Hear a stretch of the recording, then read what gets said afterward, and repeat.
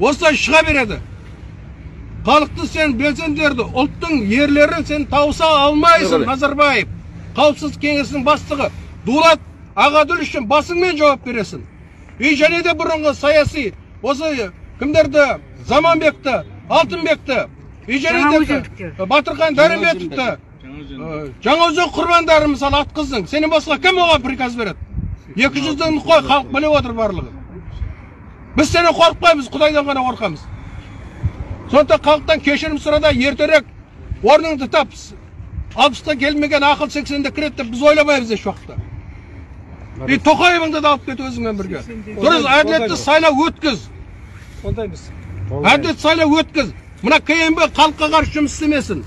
Ертең бәрін жауап бересіңдер. Біреуіңде қалмай жауап бересіңдер. Әкімдегілер де, бәрі де.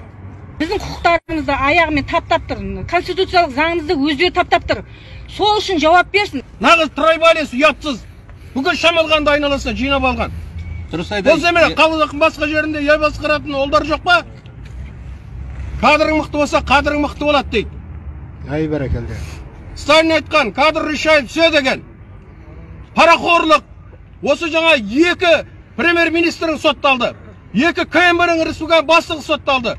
100 әкім сотталды, 10 министр сотталды. Соның бәрін тағайындаған Назарбаев, сен қалай отырсың, ұятсыз? Министрдің бір теңге керегі жоқ. Бәрі қуып жібересің жұрттың. Өзің отырсың 80 келгенше.